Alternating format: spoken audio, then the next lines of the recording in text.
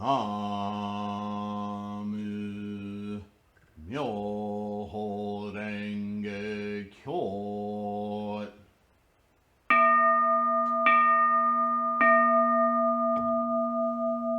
Namu Myoho Renge Kyo.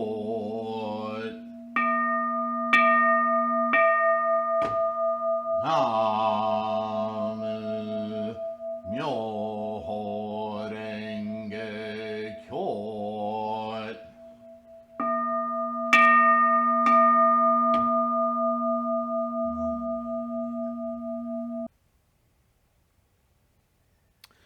All right, Namu Myoho Renge Kyo. Thank you for being here. I hope you're well and safe. And we will continue today with the Nirvana, the MahaPariNirvava Sutra, not to be confused with the Nibbana, the Hinayana teaching. I think we're going to delve into, did the Four Truths thing. We'll talk a little bit about the nature of the Tathagata, chapter 12, and then we'll jump to, the Nirvana, once again, and then on the Bodhisattva, which will be another conversation with Kashyapa. These people, the great multitude that showed up to chant Shakyamuni Buddha into extinction. That didn't sound right, did it? Shakyamuni knew his time was coming, and so he put the word out, and after teaching the Lotus Sutra for 8 years, he prepared for his extinction. And as he did so, and probably quite purposefully let the word out early, his followers came from all over the place, and others who'd been watching intently what he was doing during his lifetime, like the Brahmin at the near the end of the Nirvana. These people who maybe wouldn't step forward before, or who were around all the time but were afraid to ask that one nagging, doubting thing, they came out of the woodwork. And they all honored Shakyamuni.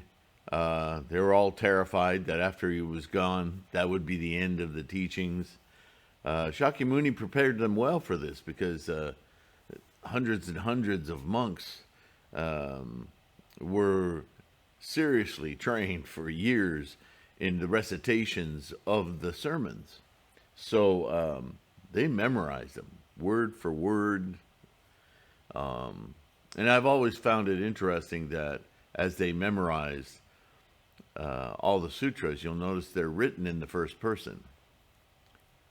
I this, I that. They start out, thus I heard, which is the attributed to Ananda, the foremost at the time, and a cousin of Shakyamuni, who was relaying the sermon to whoever might be listening. But everything was translated in the first person, so you can imagine, as you read the Lotus and other sutras, built into the words is self-reflexive. I have been around so long. I practice this, blah, blah, blah. So it's like, already, even in the form of the teaching itself, he is telling everyone that Buddhahood is innate in everyone. In fact, it's innate in the nature of all phenomena, right? Universe, planets, stars, all of it.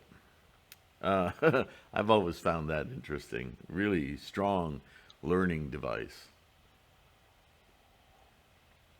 Almost subconscious, you might say. Is that as you're endeavoring to get every syllable and every word right and intone every single phrase and verse correctly, You might not be fully aware that this is something you're saying to yourself. Um, well, literally, but I mean, also mentally, training yourself in your true identity, right? Anyway, I get off track. Um, so people are coming to him at this point, and it's captured in this sutra.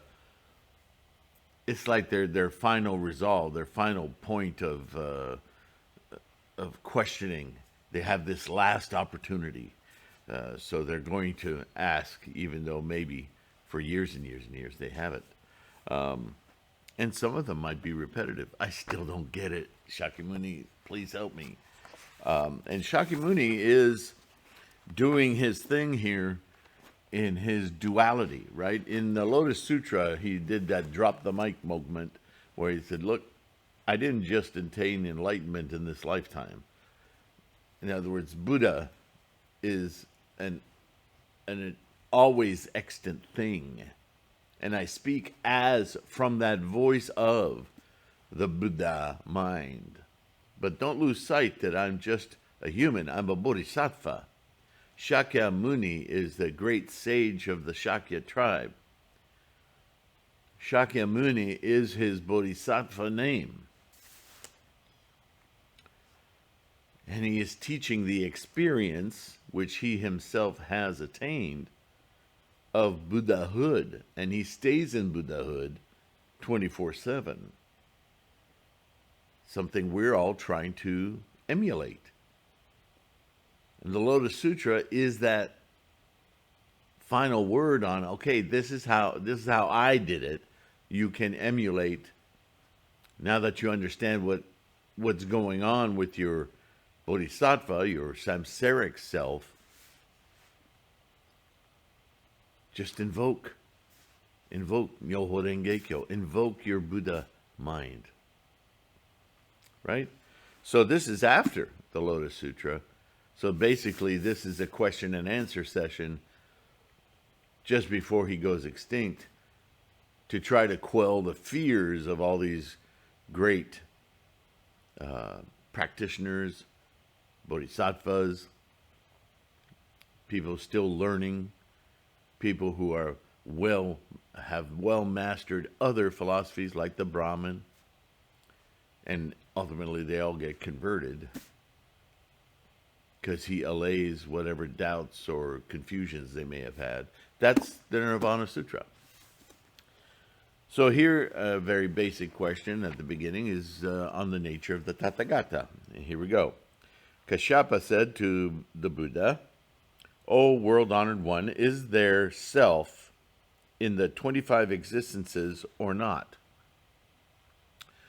We're still dealing with the cultural imperative at the time of this reincarnation mentality, right? And, to the monk's credit, Shakyamuni used that as an expedient means throughout his teachings because he knew his audience, right? Even in the Lotus Sutra, he talks about his own past lives and so forth. But he's just trying to explain that Buddhahood is always there. It's not something that appears once in a millennia. It's in the process of life itself. The Buddha said, "O good man, self means Tathagata Garbha in this instance. The Buddha womb, the Buddha embryo, the Buddha nature. Every being has Buddha nature." Could he say it any more simply? This is the self, the true self, the reality of selfness in the entire universe is to perceive with this clarity, this Buddha mind. That is the self we're trying to discover and release, which has been there all along. The whole purpose of samsara is to experience this amazing process. But it's not a self of identification. See, that's hard words. It's not a non-self. It's simply non-identified. It's simply the energy, the experience of witnessing it is our Buddha mind. This is the self. Such self has, from the very beginning, been under cover of innumerable defilements. Defilements. That word is popular in translations. But by defilements, we know as Buddhists that what this is a translation of is dukkha. It's the illusory, identified, clinging self of the limited samsaric experience of life in the rapids, remember? That is why man cannot see it. Because they're defiles? No, because they're veils of, they obscure the true experience of this entire massive, incalculable, if you will, immeasurable, words of Shakyamuni here, experience. This whole engine of life. Myoho Renge Kyo. O good man, imagine that there is a poor woman here. She has true gold concealed in her house. But none of the people of her house, whether big or small, know of it. But there is a stranger who, through expediency, says to the poor woman, quote, I shall employ you. You must now go and weed the land. The woman answers, I cannot do this now. If you let my son see where the gold is hidden, I will soon work for you. The man says, I know the way. I shall point it out to your son. The woman further says, nobody of my house, whether big or small, knows of this. How can you? The man says, I shall now make it clear.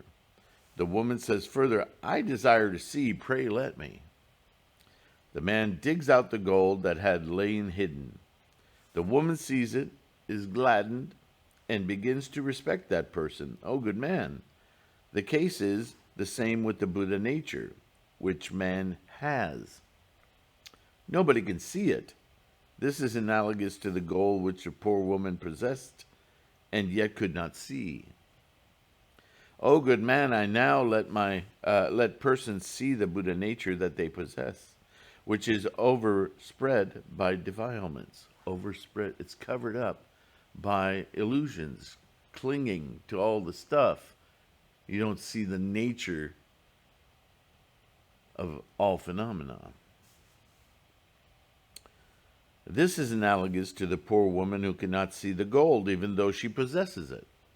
Now the story sounds a little more clear. I'll fault the translation. The Tathagata now reveals to all beings the storehouse of enlightenment, which is the Buddha nature, as it is called. As it is called, because there's the thing and there's the name for the thing, and that's one thing too much, right? As Laurie Anderson would say. If all beings see this, they are gladdened and will take refuge in the Tathagata, the experience of being one with the Buddha nature. The good expedient is the Tathagata, and the poor woman is all the innumerable beings, and the cask of true gold is the Buddha nature. So, without reading the whole thing, I think we get the picture. The Buddha nature, the nature of the Tathagata, is that it's already inherent. It's here and now. It is the substrate of every phenomena. You, me, stars, moon. The fact that we don't perceive it is the alarming thing about our craving nature, right? Chapter 16 on the Bodhisattva.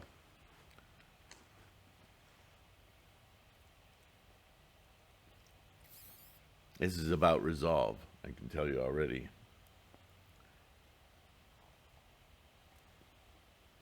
It's not about how educated you are or how many sutras you know. It's simply about your attitude and your intent. What are you doing? What is your life based on? Money? Relationships? Or is all of that stuff, sure, part of the human existence?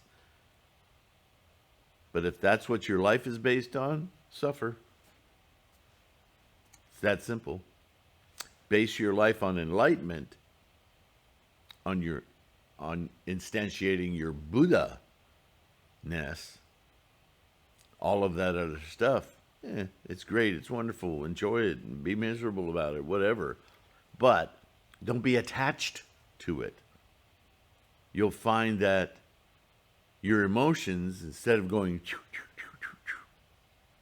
start to get less peaks, less dips, and you become more equanimitable. Doesn't mean everything goes away. It means your experience of them is replaced by a knowing, an experience, a knowing. You hear in the translations, all knowing, knowing, knowing. The word knowing comes up all the time. Don't think of knowing as a crude knowledge, a crude data, a crude information. Think of knowing as profound insight. That's a different kind of knowing, right? Also, next, oh good man. And is he still talking to Kashyapa here? Who is he talking to?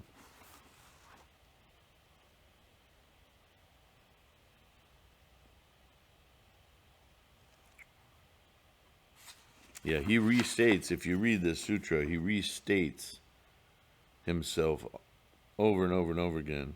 Oh, here, I missed this. On the parable of the moon. The moon is always out. It has by nature no coming or sinking down. The same is the case with the Tathagata, the alms deserving, the all or sinking down. The same is the case.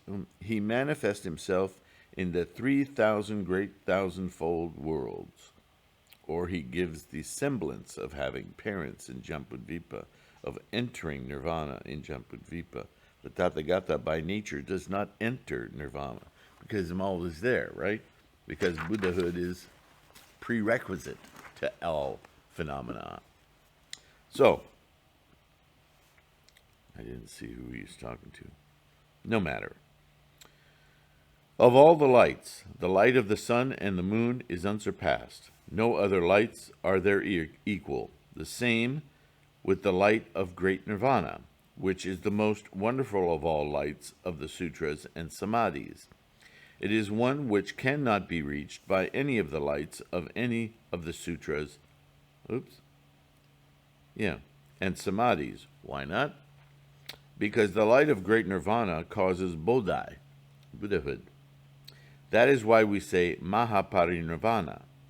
Bodhisattva Kashyapa said, now we know who he's talking to the Buddha, you say that the light of great nirvana penetrates the pores of the skin of all beings and that it calls forth the Buddha mind,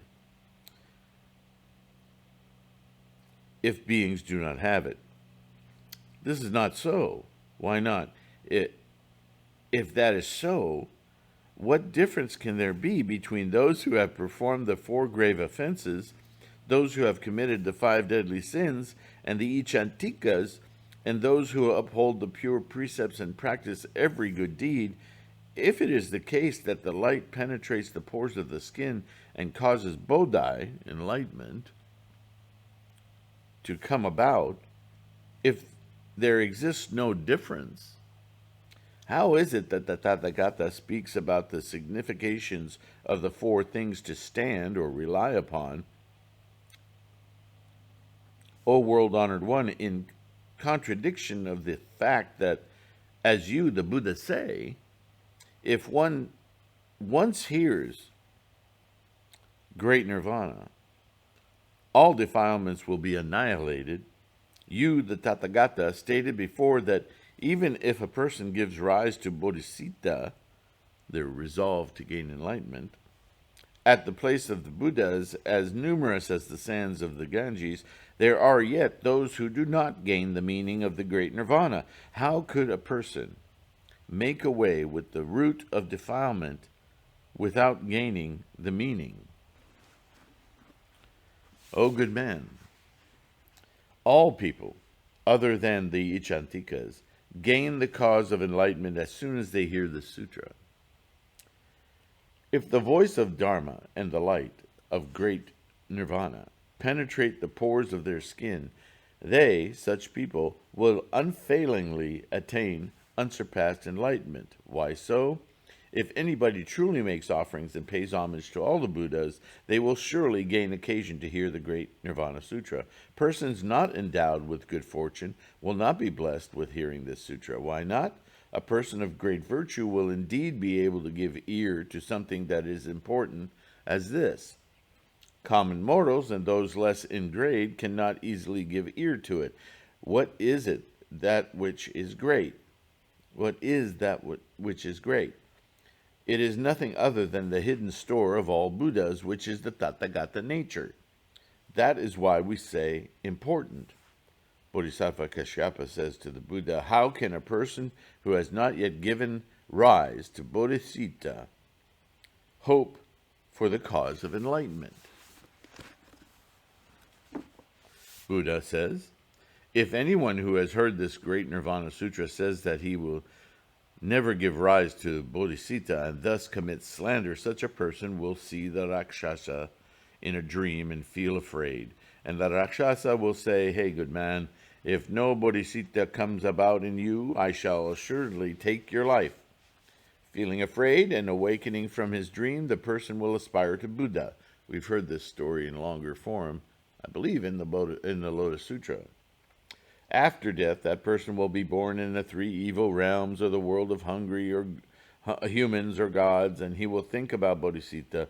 Now that this person is a great bodhisattva, thus the great divine power of the Nirvana Sutra well enables person who has not aspired to enlightenment to attain the cause for enlightenment. Now, all of this happens within the lifetime. He's just describing an aha moment, right? That sometimes it takes people a great trauma to finally realize what's essential in life. I've talked about this ad nauseum in like car accidents or anything that happens. Maybe it's a loved one that suddenly dies. There's all sorts of great traumas that human beings experience in their lifetime. And it's a very odd thing in 2020 hindsight to look back onto the days of that trauma and the days and weeks after that trauma, the way we see and perceive life and demand of life so little. We just want comfort. We want to be comforted. We want to be loved. We want to feel connection, because that's what's at stake in that trauma. The very nature of having this life experience becomes the singular point of focus, however you term it. And I've told the story about waking up after major surgery, thinking going into surgery as, this is it.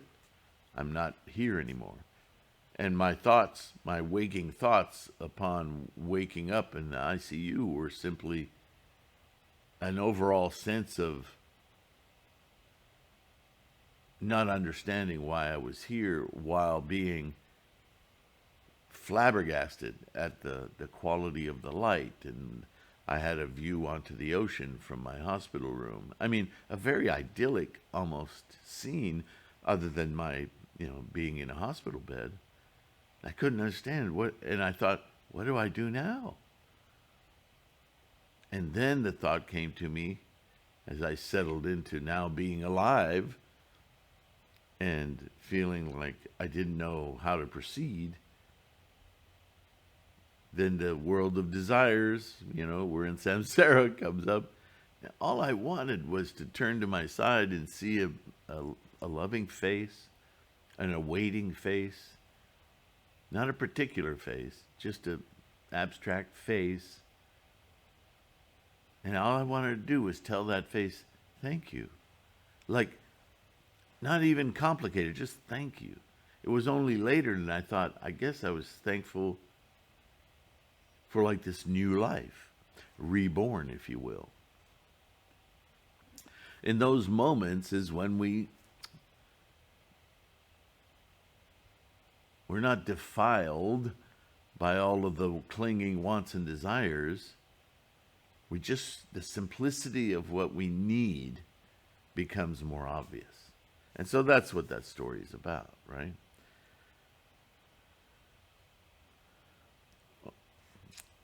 And actually, I'm a little curious about this translation, because if you missed it, he did say that the Pratyeka Buddhas would not, the Achantikas, more accurately, would not attain Buddhahood. But we know that's not right.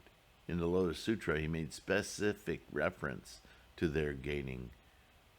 But the way that they gain entrance into the Buddha mind is to raise their commitment, their resolve, their seeking, not intellectually, but experientially. That kind of resolve.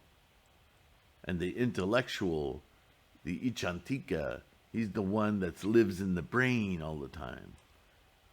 But it doesn't compute. But if I do all the steps, it'll happen. Namo Myoho Renge Kyo. Just let it happen. It's already there. Right? You ever argue with someone like that? It's frustrating. Okay.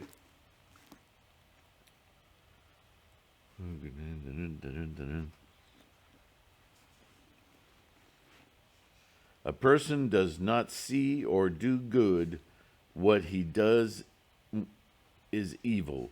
This is much to be dreaded, as in the case of a road that is steep and hard to pass. And this is Ichantikas he's talking about. How do we see what is done? How do we get to good dharma? And where is the place that knows no dread? It is as with the flat kingly road. So he's talking about the path to enlightenment. So I think it's interesting, it goes on and on, that this chapter on Bodhisattva,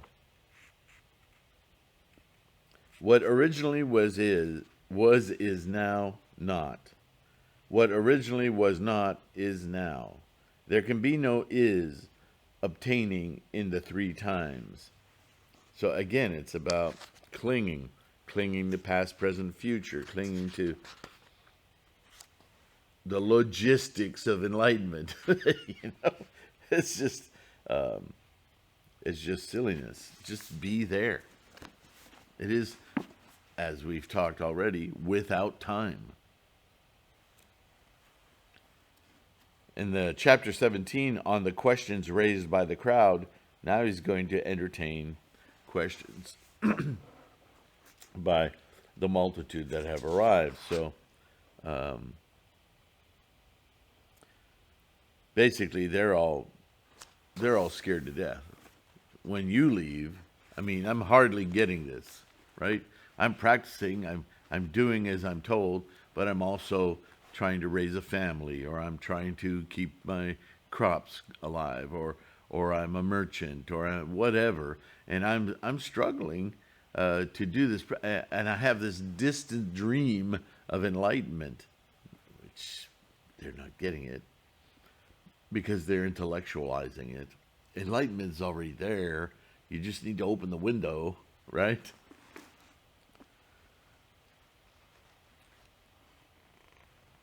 To whom can we now make offerings?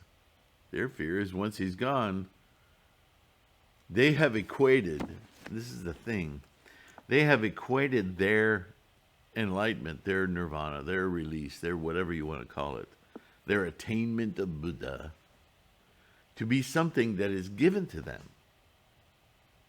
So if we give you offerings over a lifetime, maybe we'll give you enough offerings that you will, to use the Christian term, we will bless you, or the Islam term, whatever, religious term. You will bless us with Buddhahood, like it's given to them. And a lot of organizations today that call themselves Buddhist organizations operate in that way. If you just learn Gangyo, then we'll give you our little scroll. Right? It's like a carrot. Buddha, Shakyamuni never, ever said anything like that. The only thing he ever talked about is your attitude. If you really want to be enlightened, then you will be enlightened. Namu Myoho Renge Kyo. It's already there. Wake up. Awakening. He didn't give anything. If the closest thing, and I hesitate to say this because I don't want to equate them, but you might get that impression when he says that all of the Ichantikas will attain Buddhahood, or that in specific, like the Dragon King's daughter. But if you read the story, she suddenly attains Buddhahood. He didn't hand it to her. Through her actions, she became Buddha mind, actualized, which is what we're all doing. He didn't say, okay, here's your certificate, you're a Buddha. Where, anywhere, does he do that? And I'm saying, regardless of anything you've read from Nichiren, because Nichiren hammers this, right? It's like, how many thousands of years does man have to go along before he gets it? And I mean men, women, and all of the sub-genres today. Anyway, they're all scared to death. You're leaving, you're dying on us. I guess we're doomed. What are we going to do? So then the world-honored one, in order to console all those gathered there, spoke in a gatha. And do we have time to do this? Yeah, what the heck, we'll take the time, right? Do not weep. The Dharma of all Buddhas is thus. It is now innumerable kalpas since I entered nirvana. I have always received the best of bliss, and rested myself forever in peace. Now listen with all your heart. I shall now speak about nirvana. I am now segregated from the sense of taking food. I now feel no thirst. I shall now, for your sake, speak about the vows step by step, and cause all to be rewarded with peace. Again, he's being forced to act as though he's handing it out. But you and I, we understand, right? He's only doing this as an expedient. He's compassionate. He's worried that these people, they won't have the will to go on. And what is the most important thing to our practice? Resolve. Resolve, resolve, resolve. Be confident. No matter how many layers of illusions you have in your samsaric existence, the foundation is Buddha. Be confident. Listen well and practice the eternal Dharma of all Buddhas. Myoho Renge Kyo. If crows and owls live in a tree and make friends with one another like brothers, I shall now gain nirvana for eternity. The Tathagata views all beings as he does Rahula, as his own child. I shall always be the most honored one to all beings. How could I enter nirvana for all eternity?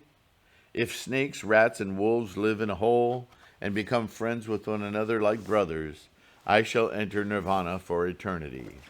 The Tathagata views all beings as he views Rahula. He always becomes the one honored by beings. How can he stay long in nirvana? If Saptaparna, a bitter plant, changes into Varsika, jasmine, if Karu, gentian, changes into Tinduka, Diospyros embryoteris, then I might well enter nirvana. The Tathagata views all as he views Rahula. How could he abandon compassion and enter nirvana for a long time if an Ichantika could, in his present body, attain enlightenment and first-grade bliss? Interesting that it's graded. I wonder if that's USDA. Then I would certainly enter nirvana. The Tathagata views all as he views Rahula. How many times is he going to repeat that? Attitude, attitude, attitude, attitude. How could he abandon compassion and enter nirvana for a long time? If people all at once attain enlightenment and abandon all evil, I shall certainly attain nirvana. See, this is a bit of a trick. It's the expedient means again. And he's been saying this since the first Four Noble Truths. If you behave with resolve, correct attitude, and intent, then I, Bodhisattva Shakyamuni, there's no need for me to go through this drama of dying and entering nirvana, because nirvana's there all along. Your Buddha nature is already there. You see how he's trying to get people who are almost forcibly ignorant to just listen, think.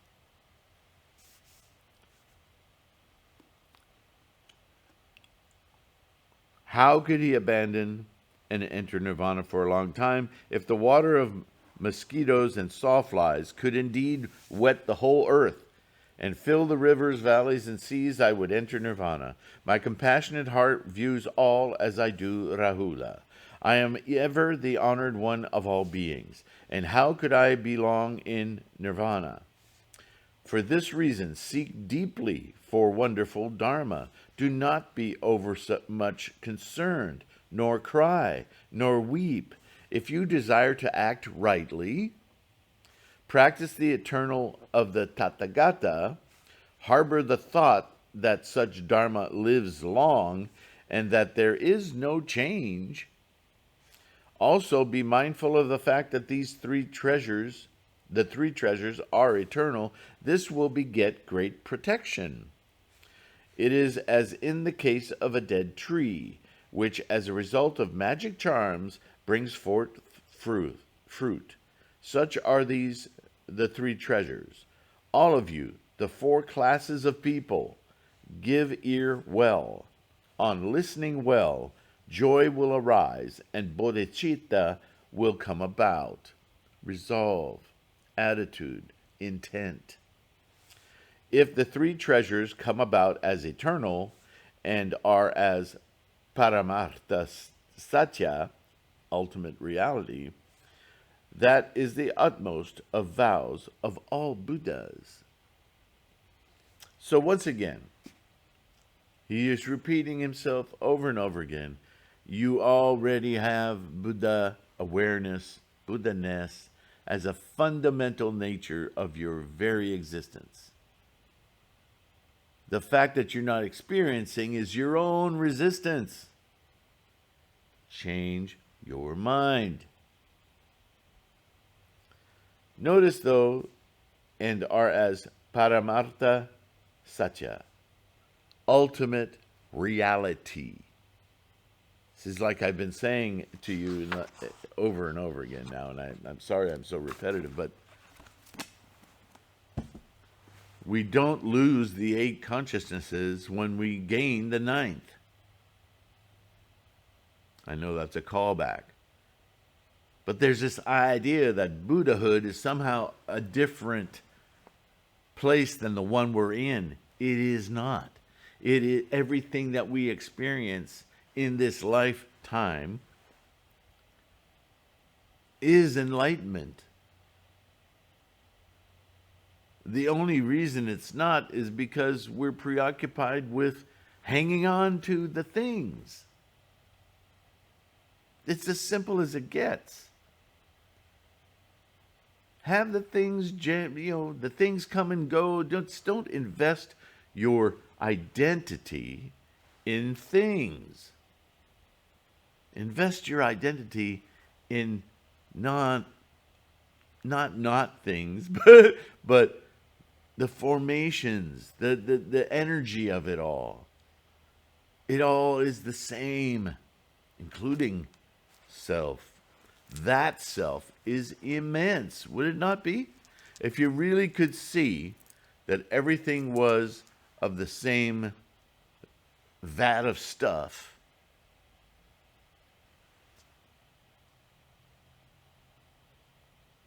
then what need would there be for classifying, identifying, cubbying? This is this is that, this is not that, this is... It's all Myoho Renge-kyo. It's all Buddhahood. That's amazing. It's the kind of human response to an only child. But not everybody is a parent. Not everybody wants to be a parent. Not everybody had parents to admire. So, maybe that analogy worked then. I don't think it works so much today. But the point is, something so precious that you're clinging to your own individualness is no longer important. Right? You know the story, even if it's not you, of the mother who will go through ridiculous self-destruction, the act being to protect her child.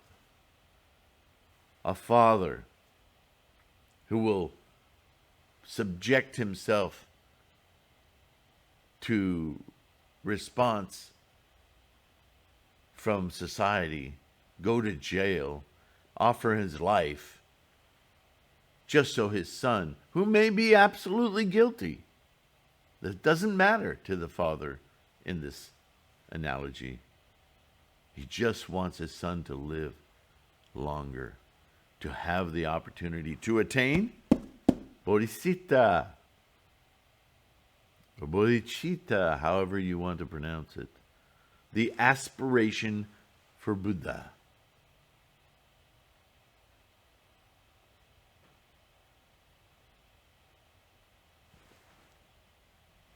Attitude, intent.